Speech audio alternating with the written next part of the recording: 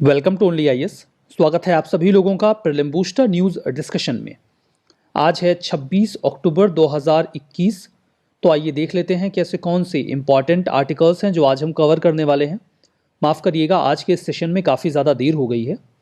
हमारा first article जो BRICS communication ministers की 7th मीटिंग है उसके बारे में है। ब्रिक्स में 5 देश आते हैं: ब्राज़ील, रशिया, इंडिया, चाइना और साउथ अफ्रीका। तो इन सभी देशों के जो कम्युनिकेशन मिनिस्टर्स हैं वो लोग आपस में ये मीटिंग कर रहे थे। इंडिया राइट नाउ ब्रिक्स का करंट चेयर है, मतलब चेयरमैनशिप इंडिया के पास है। तो इंडिया ने ही इस 7th मीटिंग को भी कन्वीन किया। यहाँ पर इन पांचों देशों के जो कम्युनिकेशन मिनिस्टर्स थे वो एक साथ आए और मिल बैठकर कुछ बातचीत हुई। मीटिंग को प्रिसाइड किया गया जो इंडिया के minister of state for communication है उनके द्वारा। क्या बातचीत हुई? पहली बातचीत तो ये हुई कि हम BRICS partnership on new industrial revolution यानी कि पार्ट NIR को और एडवांस करेंगे, उसके एडवांसमेंट को सपोर्ट करेंगे। ये क्या मामला है ये भी हम आगे समझ लेंगे। जो मिनिस्टर्स थे उन्होंने ये कहा कि हम डिजिटल ब्रिक्स फोरम को एनुअली होस्ट करेंगे, मतलब हर साल मिल बैठकर डिजिटलाइजेशन के मुद्दे पर बातचीत की जाएगी ताकि हम नॉलेज को और इन्फॉर्मेशन को शेयर कर सकें और जो कोऑपरेशन के एरियाज़ हैं उन्हें भी एक्सप्लोर कर सकें। जो मिनिस्टर्स थे उन्होंने इंफॉर्मेशन कम्युनिकेशन और टेक्नोलॉजी यानी कि ICT की जो एक्टिविटीज़ हैं उनमें भी कोऑपरेशन की बात की और ये कहा कि जो मल्टीपल इंटरनेशनल ऑर्गेनाइजेशंस हैं या फिर मल्टीलैटरल फोरम है जहाँ पर और सारे देश एक साथ इकट्ठा होते हैं, जैसे कि इंटरनेशनल टेलीकम्युनिकेशन यूनियन और अन्य ऑर्गेनाइजेशन, हम उन्हें भी इस कोऑपरेशन के फील्ड में उनके साथ जुड़ेंगे। पार्ट NIR की बात कर लेते हैं, partnership on new industrial revolution. New industrial revolution actually में 4th इंडस्ट्रियल रिवोल्यूशन को ही कहा जाता है। इंडस्ट्रियल रिवोल्यूशन के कई सारे फेजेस रहे, जैसे कि 1784 में इन जनरल, या आप कह लीजिए 18वीं शताब्दी में इंडस्ट्रियल रिवोल्यूशन की शुरुआत मानी जाती है, जब स्टीम पावर को हमने अच्छी तरीके से इस्तेमाल करना सीख लिया। उसके बाद 1870 में मास प्रोडक्शन स्टार्ट हुआ, मशीनों के माध्यम से चीज़ों को असेंबल किया जाने लगा, तो इसे सेकेंड फेज माना जाता है या सेकेंड इंडस्ट्रियल रिवोल्यूशन कहा जाता है। थर्ड इंडस्ट्रियल रिवोल्यूशन 1969 में माना जाता है, जब इलेक्ट्रॉनिक कंप्यूटर्स का इस्तेमाल ऑटोमेशन के फील्ड में किया जाने लगा। और वर्तमान में जो इंडस्ट्रियलाइजेशन चल रहा है जहां पर हम इंटरनेट ऑफ थिंग्स और बाकी चीज़ों का इस्तेमाल कर रहे हैं, इसे 4th इंडस्ट्रियल रिवोल्यूशन की संज्ञा दी जाती है और इसे ही न्यू इंडस्ट्रियल रिवोल्यूशन भी कहा जाता है। तो ब्रिक्स की कंट्रीज़ ने आपस में बातचीत की है कि हम इस न्यू इंडस्ट्रियल रिवोल्यूशन में एक साथ मिलकर आएंगे और देखेंगे कि कौन सी अपॉर्चुनिटीज़ हैं जिन्हें हम और ज़्यादा मैक्सिमाइज कर सकते हैं। एक्चुअली में इस पार्टनरशिप को फॉर्म किया गया था 10th ब्रिक्स समिट के दौरान, जो कि 2018 में साउथ अफ्रीका के जोहान्सबर्ग में कंडक्ट की गई थी। अगर हम ब्रिक्स की बात करें तो जो ब्रिक्स है ये एक्रोनिम है, यानी कि संक्षिप्त शब्दावली है 5 देशों के लिए: ब्राज़ील, रशिया, इंडिया, चाइना और साउथ अफ्रीका।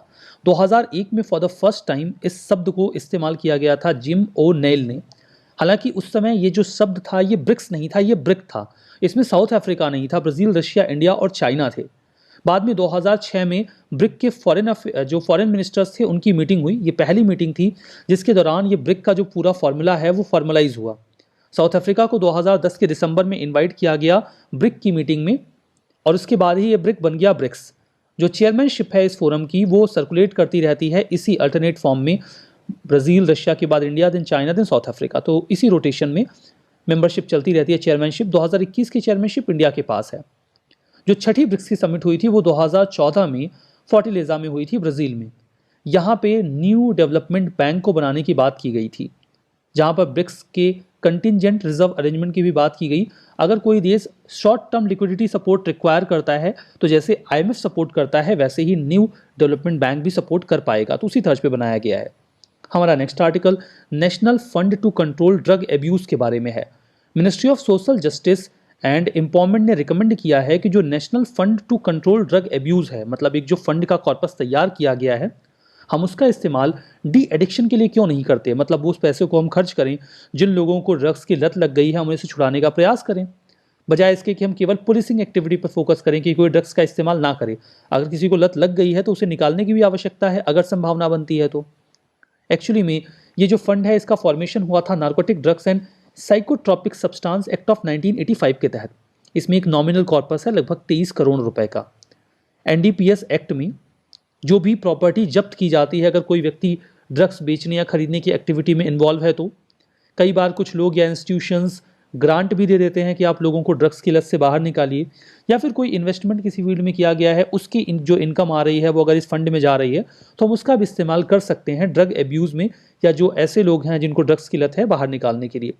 फंड का इस्तेमाल किया जा सकता है इलिसिट ट्रैफिकिंग जो नार्कोटिक्स है उसे कॉम्बैट करने के लिए, जो एडिक्ट्स हैं उन्हें रिहेबिलिटेट करने के लिए और ड्रग एब्यूज़ को प्रिवेंट करने के लिए।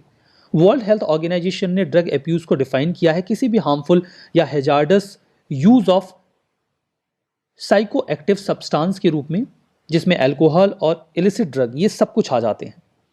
हमारा नेक्स्ट आर्टिकल स्नो लेपर्ड के बारे में है। इंटरनेशनल स्नो लेपर्ड डे को ऑब्जर्व किया गया 23 अक्टूबर को। इसका साइंटिफिक नाम है पैंथेरा यूनिसिया। बहुत अनयूजुअल है कि यूपीएससी आपसे ये पूछे। हैबिटेट ये कोल्ड हाई माउंटेन्स में रहते हैं, मतलब ऊंचाई पर जो ठंडे पर्वतीय इलाके होते हैं वहाँ पर। ये यूजुअली 12 देशों में पाए जाते हैं। 2000 China, Bhutan, Nepal, India, Pakistan, Afghanistan, Russia और मंगोलिया। कार्निवोर हैं यानी कि मांसाहारी होते हैं। Blue sheep, argali wild sheep, ibex, marmots, pikas और हेयर्स पर ये फीड करते हैं, उनका ये शिकार करते हैं। फीचर्स की बात करें तो काफ़ी इल्यूजिव कैट है। इल्यूजिव होने का मतलब ये है कि शर्मीले होते हैं, जल्दी दिखते नहीं हैं, बहुत रेयरली इनको देखा जा पाता है। एक्सट्रीम कंडीशन में रहने के लिए आदती होते हैं और काफ़ी ऊंचाई पे रहना पसंद करते हैं। इनके शरीर पर आपको वाइट ग्रे कोट मिलेगा, एक कवर मिलेगा, लार्ज ब्लैक रोजेट्स यानी कि पट्टियाँ देखने को मिलेंगी और पूरी बॉडी फर से कवर्ड होती है। इनकी जो पूंछ होती है वो काफ़ी घनी होती है और जब ये सोते हैं तो इनकी बॉडी को ढकने का भी काम करती है। ये शाई होते हैं और रेयरली देखे जाते हैं। IUCN की रेड लिस्ट में इन्हें वल्नरेबल डिक्लेयर किया गया है। Wild life protection act of 1972 के शेड्यूल 1 में है और साइट्स के अपेंडिक्स 1 में इन्हें रखा गया है। कंजर्वेशन एफर्ट्स की बात करें तो गवर्नमेंट ऑफ इंडिया ने स्नो लेपर्ड को एक फ्लैगशिप स्पीसीज के रूप में स्वीकार किया है। फ्लैगशिप स्पीसीज ऐसी स्पीसीज होती हैं जिनकी एस्थेटिक वैल्यू हो, जिनको लेकर हम उस पूरे इकोसिस्टम को कंजर्व करने की कोशिश करते हैं जिसमें वो रहते हैं। इंडिया पार्टी है global snow leopard and ecosystem protection programme की, जो 2013 से ही इंडिया इसका हिस्सा बना हुआ है। हिमाल संरक्षक ये कम्युनिटी वॉलंटियर प्रोग्राम था जिसे अक्टूबर 2020 में लॉन्च किया गया था ताकि हम लेपर्ड्स की पॉपुलेशन को कंजर्व कर सकें। 2019 में फर्स्ट नेशनल प्रोटोकॉल भी तैयार किया गया स्नो लेपर्ड की पॉपुलेशन को एसेस करने के लिए ताकि हम उनकी पॉपुलेशन को मॉनिटर कर सकें। प्रोजेक्ट स्नो लेपर्ड 2009 में लॉन्च किया गया था ताकि हम एक पार्टिसिपेटरी अप्रोच अपनाएं, जो वेरियस स्टेक होल्डर्स हैं उनको इन्वॉल्व करके स्नो लेपर्ड की प्रजाति को बचाने की कोशिश करें।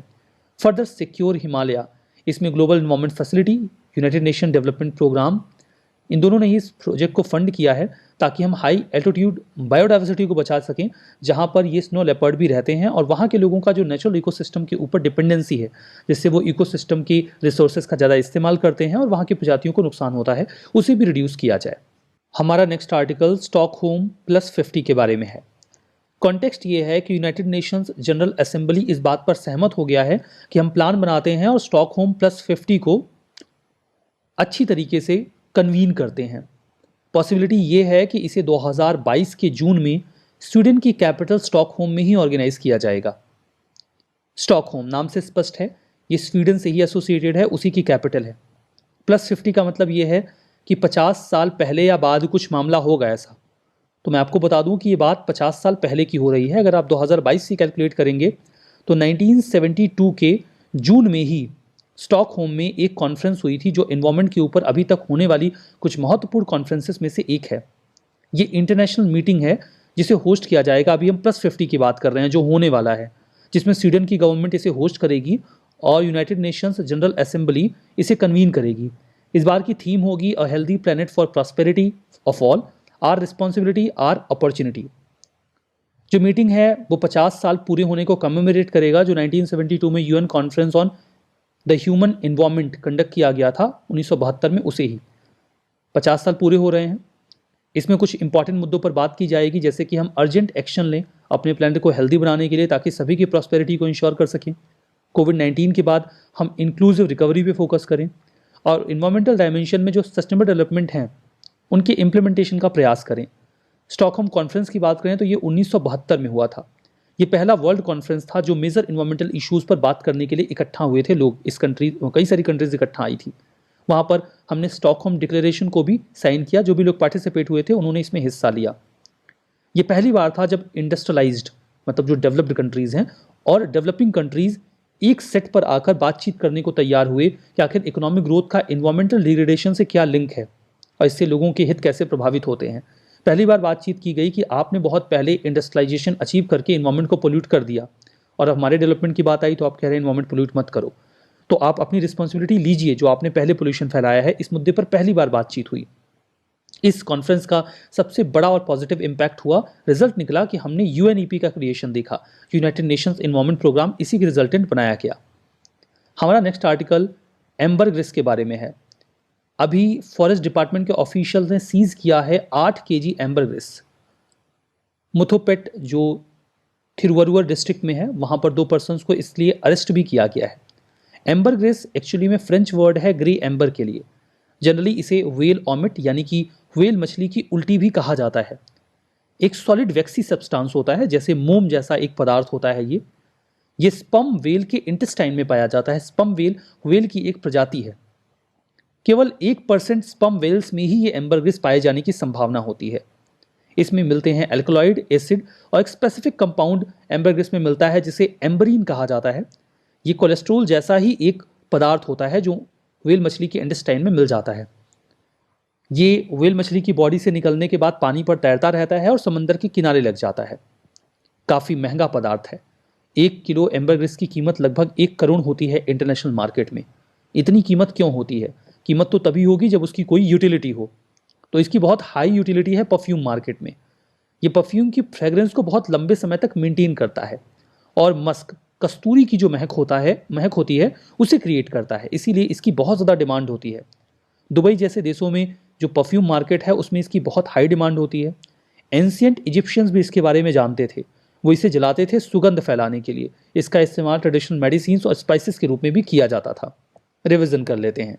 स्टॉकहोम कॉन्फ्रेंस डिजर्टिफिकेशन को कॉम्बैट करने के लिए है, गलत है। ये ओवरऑल इन्वायरमेंटल इश्यूज पर था। Partnership on new industrial revolution programme है ब्रिक्स नेशन का, ये तो बिल्कुल सही है। स्नो लेपर्ड आईयूसीएन लिस्ट में इंडेंजर्ड है, गलत है, वल्नरेबल है। एम्बरग्रिस परफ्यूम मार्केट में इस्तेमाल किया जाता है मस्क यानी कि कस्तूरी जैसी फ्रेग्रेंस के लिए, बिल्कुल सही है। सेशन की पीडीएफ ओनली एज के टेलीग्राम चैनल पे मिल जाएगी, जिसका लिंक मिल जाएगा डिस्क्रिप्शन बॉक्स में। आज का सेशन हम यहीं पे समाप्त करेंगे। बहुत बहुत धन्यवाद।